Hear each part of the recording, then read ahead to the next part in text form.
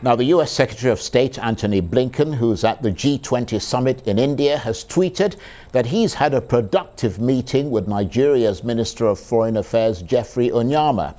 Mr. Blinken said they discussed Nigeria's elections and that Nigeria is a critical partner in Africa and beyond. And the US State Department has congratulated the President-elect Bola Ahmed Tinubu.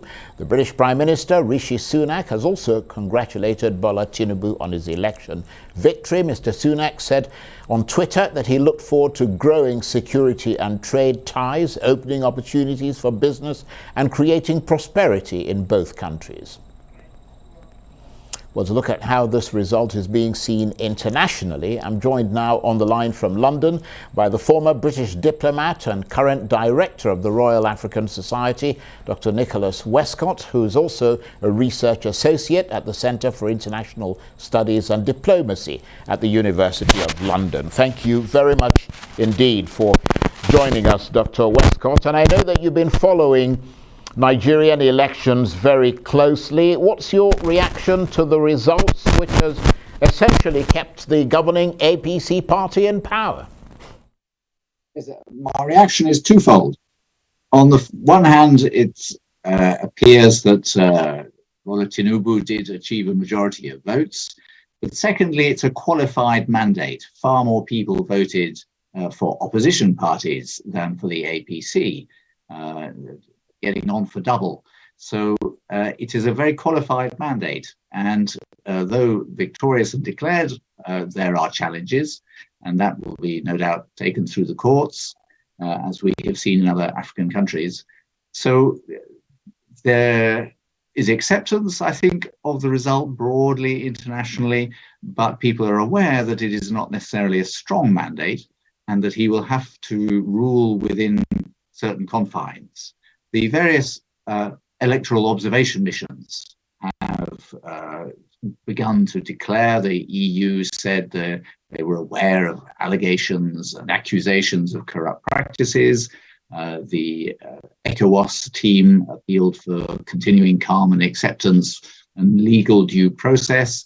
And the Commonwealth team was actually relatively positive in a way, referred to a largely peaceful process. A very vibrant youth participation. So I think the international community is not going to take a strong position.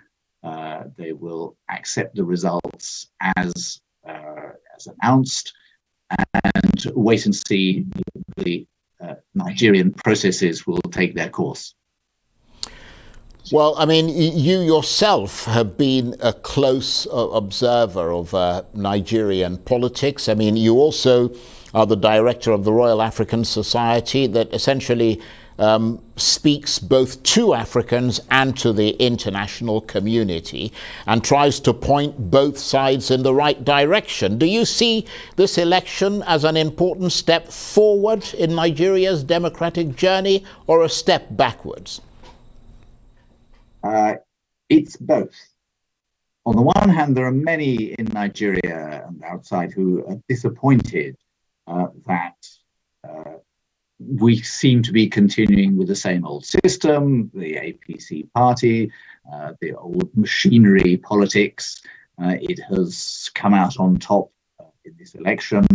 But secondly, on the good side, it does show a sea change, I think, in the maturity of Nigerian democracy, because it is not just the old machine politics that has demonstrated its force.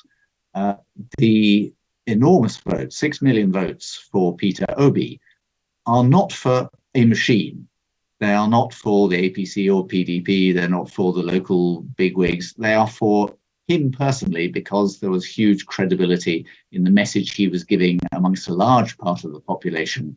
And the spread of the vote for him has been very significant.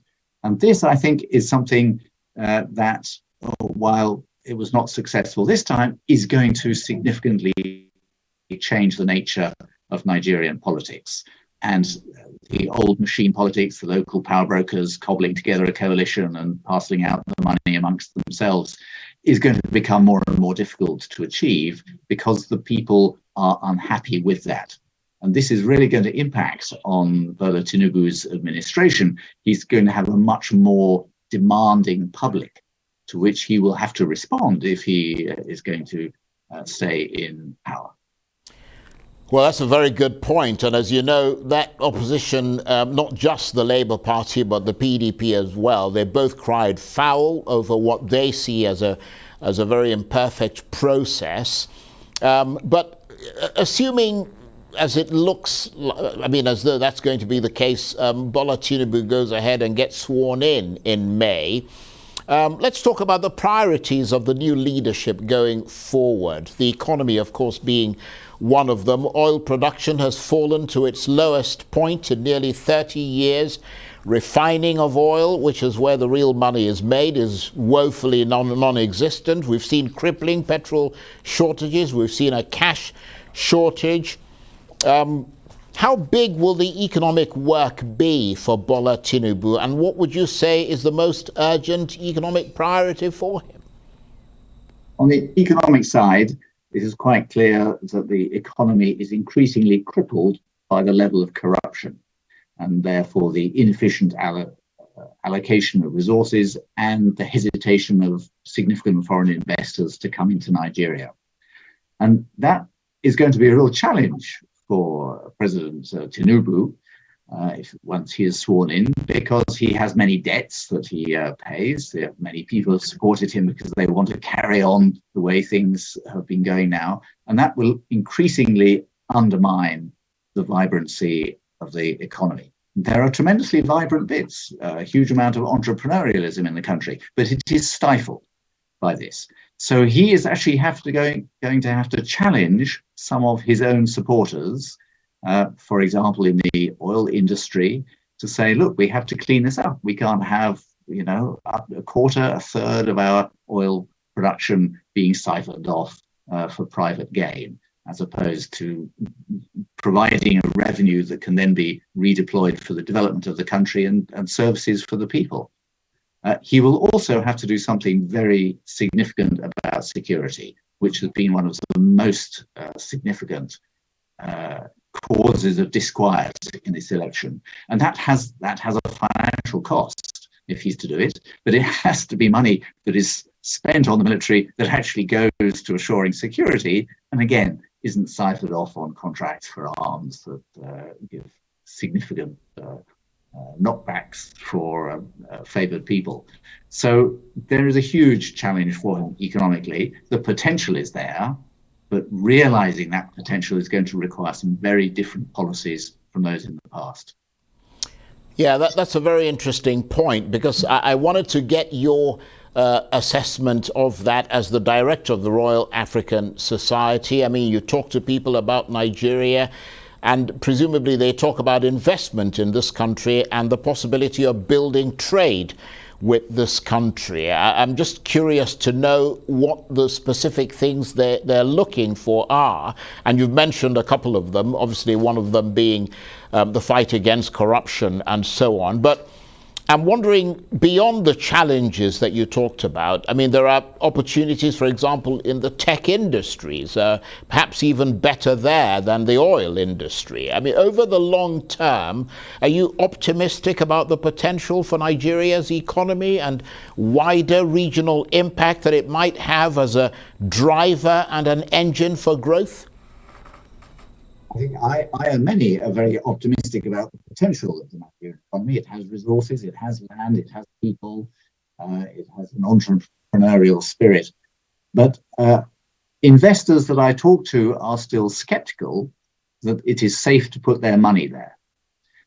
Because I think while the rule of law is reasonably well established, international investors fear for their reputation.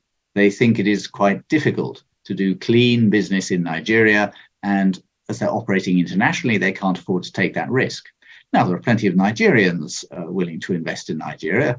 We have the Tony Elumelu Foundation, and many others. Dangote has just opened his massive new refinery. So there are people willing to invest, but there could be a great deal more if people felt confident that they could invest safely, securely, and cleanly in the country, Nigeria economy could take off very swiftly if those kind of problems were resolved.